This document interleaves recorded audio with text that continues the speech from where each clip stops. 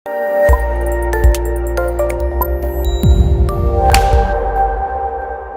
चाहता हूँ इस देरी के लिए। हमें दिल्ली से आने में, दिल्ली में आज दिन में हमारा पार्लियामेंट में ट्रेलर लॉन्च था।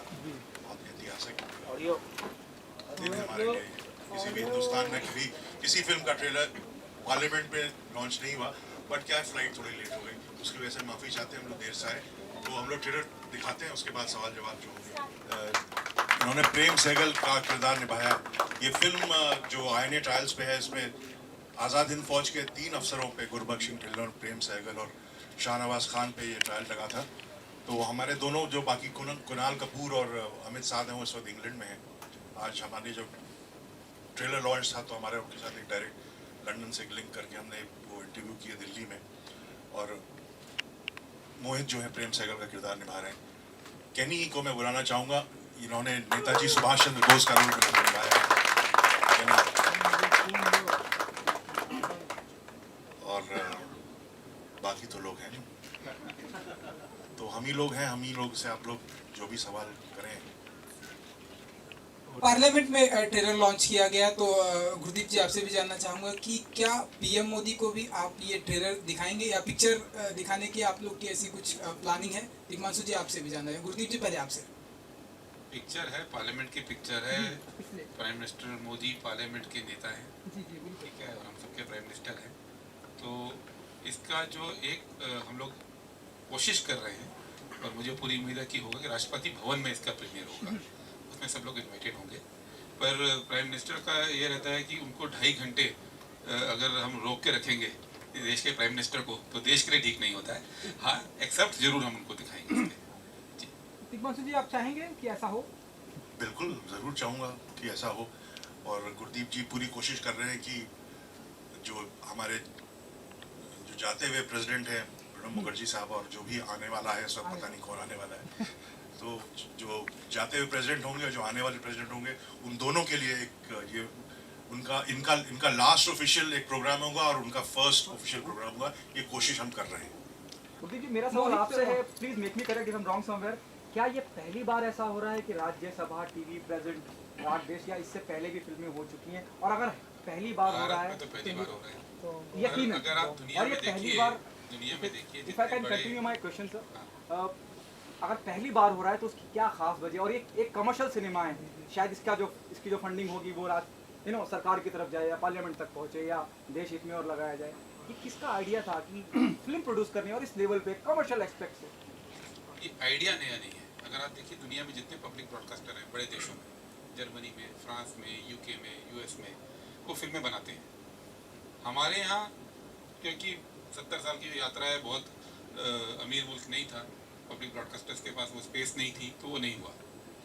राज्यसभा टीवी जब बना तो ये तय हुआ, सब पार्टीज इसमें शामिल हैं, कि गवर्नमेंट का तो है नहीं है इसमें, जो हमारी कमेटी है सारी पार्टीज़ के मेंबर उसमें रहते हैं। तो ये वो कुछ चीज़ें जो देश में नहीं हुई हम वो करें।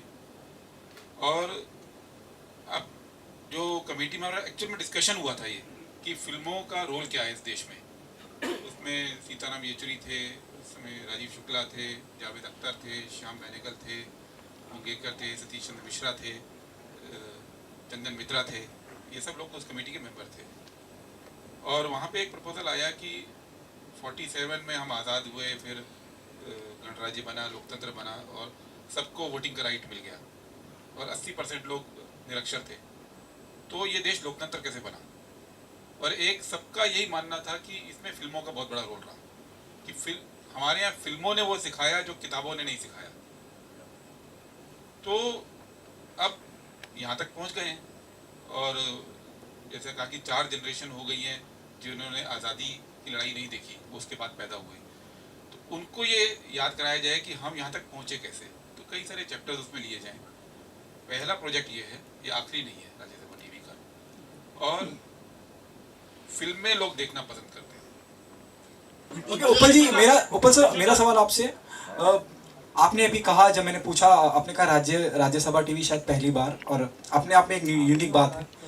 और आपने कहा कि सब पार्टियों के मेंबर, नेतागण उसका हिस्सा रहते हैं।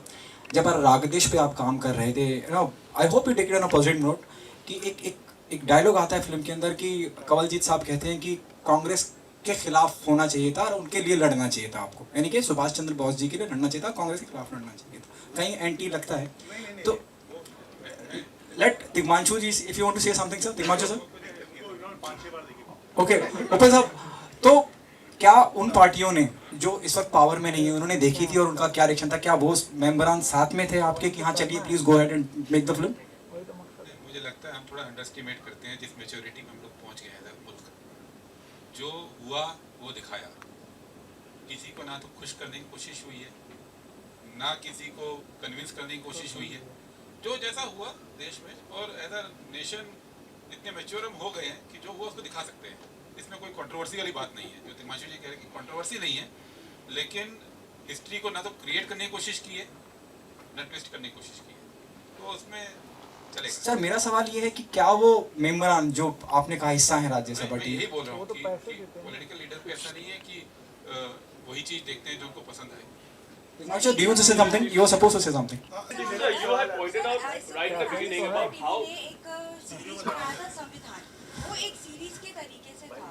इस पर बनाई है कमर्शियल एक फिल्म है, क्या हम उम्मीद कर सकते हैं कि उसी तरह का जैसे संविधान एक सीरीज था, एक सीरियल था 10 एपिसोड, इसे भी उसी तरह दिखाया जा सकता है आफ्टर द रिलीज? संविधान पहला प्रोजेक्ट था जिससे हमें कॉन्फिडेंस मिला कि इस तरह की चीजें बनाई जा सकती हैं।